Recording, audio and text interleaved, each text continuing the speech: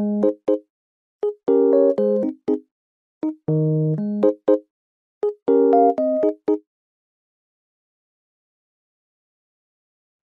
الخير، أنا المرشدة السياحية والنهاردة قصة حياة فنان في دقيقة. فناننا النهاردة من نوع مختلف. فناننا النهاردة الفنان الجميل والكبير عمر الجزاوي، الله يرحمه.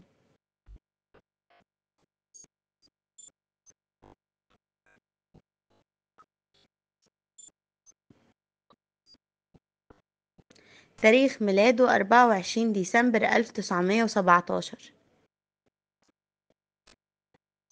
تاريخ وفاته 22 إبريل 1983. توفى عن عمر يناهز 66 سنة. الله يرحمه ويرحم الجميع.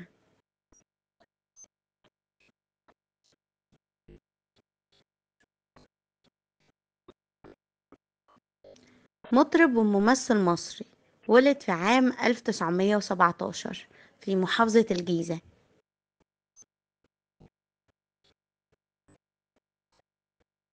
كان والده يعمل بمهنة المعمار، واحترف الغناء، وكان يغني بأفراح الجيزة حتى سن 18 سنة.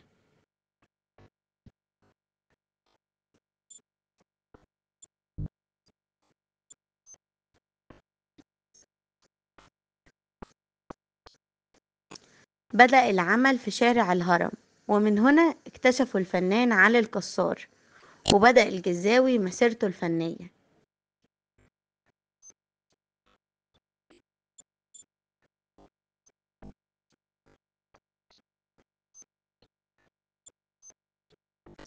كانت أول أعماله في عام 1948 في فيلم خضرة والسندباد الإبلي، حيث قام بدور البطولة مع والدة الفنانة الكبيرة سهير رمزي، وهي الفنانة دورية أحمد. وكان طالع أخو دورية أحمد، أخو الست خضرة. والفيلم كان من بطولة كمال الشناوي، دورية أحمد، ومحمود المليجي. وده أفيش الفيلم، ودي صورة الفنانة الكبيرة الله يرحمها دورية أحمد.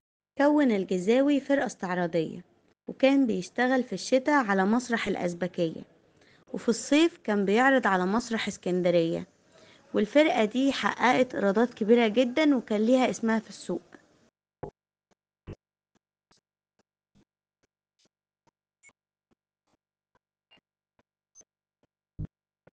اعتزل الجزاوي الفن بسبب الملك فاروق، لسبب غير معلوم.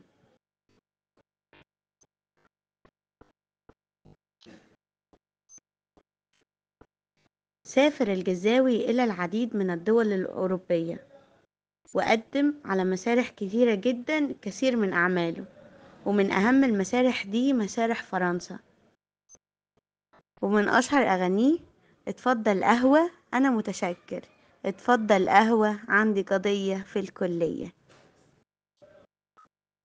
اتجوز من فرنسا، وفي آخر أيامه أصيب الجزاوي باكتئاب حاد بسبب شعوره بأن أغنية مصر اليوم في عيد اتسرقت منه، وقدمها الملحن جمال سلامة لشادية، وغنتها وأصبحت من أشهر أغانيها.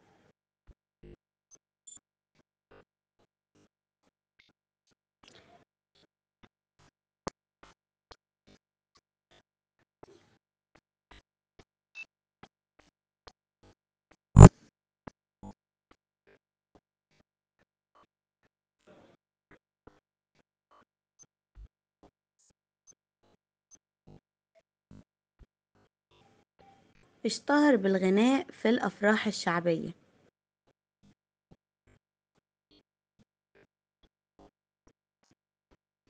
عرفوا المشاهدين بشخصية القروي الساذج اللي قرر تجسيدها في أفلامه، وبدأها بفيلم خضرة والسندباد الإبلي اللي اتعرض عام 1948، وكان بطولة دورية أحمد ومحمود المليجي وكمال الشناوي.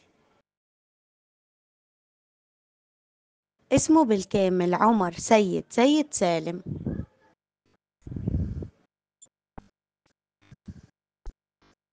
قدم 30 عمل فني، ومنهم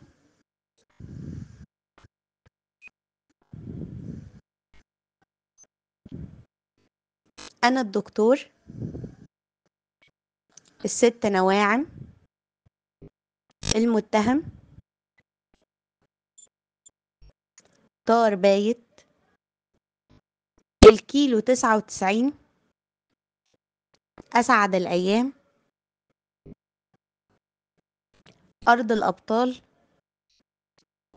ابن زوات، فالح ومحتاس، دلوني يا ناس، بنت الجيران، أنا الحب، الوحش، الأرض الطيبة،